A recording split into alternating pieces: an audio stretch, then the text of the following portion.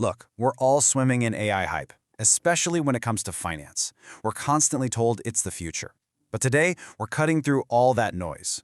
We're going to conduct a critical analysis of its actual real-world financial impact, looking at the hard numbers, the strategies, and the stark reality that's facing investors right now. Let's just start right here with this statement, because honestly, it cuts right to the heart of a very expensive, very widespread problem. This isn't some minor critique. This is a direct challenge to the core assumption that just buying more technology automatically leads to more wealth. It's time we really scrutinize that idea. So, to really get a handle on the scale of this issue, first you have to acknowledge the sales pitch. I mean, there's this powerful, very alluring vision of an AI-driven financial future that has managed to capture billions and billions in investment capital. And I'm sure all of these promises look incredibly familiar. You know the talking points: automated, institutional-grade analysis for everyone, predictive insights that can supposedly outmaneuver the market, and of course, the big one: unprecedented returns. This is the seductive pitch that's fueled a massive spending frenzy. But here's the thing. A promise is not a balance sheet. A sales pitch is not a P&L. When you move away from that slick presentation and you look at the cold, hard data, you find a very sobering reality. And this is where that popular narrative just completely breaks down. At the end of the day, this is the only question that should really matter to a serious investor. Forget the flashy feature sets. Forget the talk about processing power for a moment. What is the tangible, measurable return on all this spending? It's the most fundamental question in finance, and yet it gets sidestepped far too often. And the data provides a pretty stark answer: 90%. Let that number sink in for a second. This isn't a minor shortfall. This number represents a systemic issue that should demand the immediate attention of any executive or capital allocator in this space.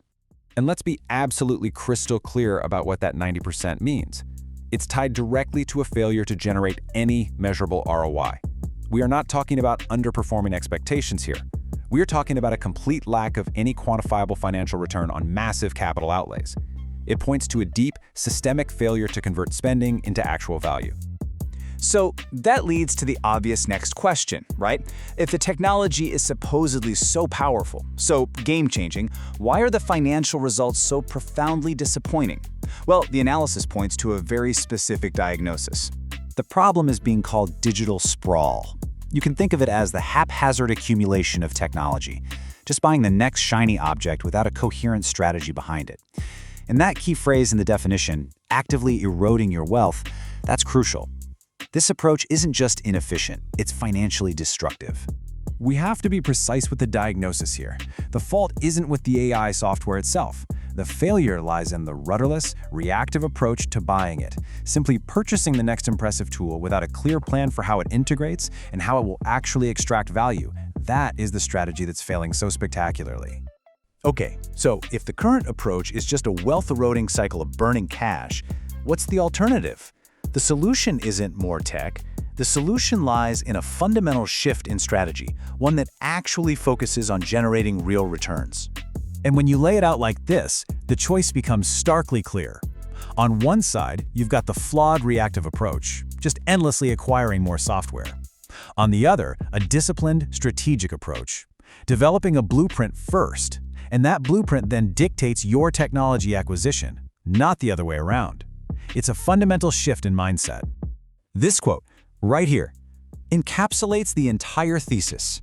For any investor or any firm that's serious about navigating the next decade of technological change, this is the core principle.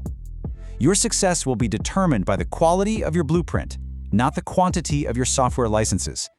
And we have to be clear, this distinction is everything. It's not just semantics, it is the foundational difference between speculation and strategic investment. It's what separates the capital that gets lost chasing hype from the real gains achieved through disciplined, thoughtful planning. Which leaves us with one final critical question. It's a question you should be asking of your own portfolio, of your own organization, and your own financial future. Is your investment strategy truly a strategy, a coherent blueprint? Or is it just a reaction to the persistent and often misleading hum of market hype?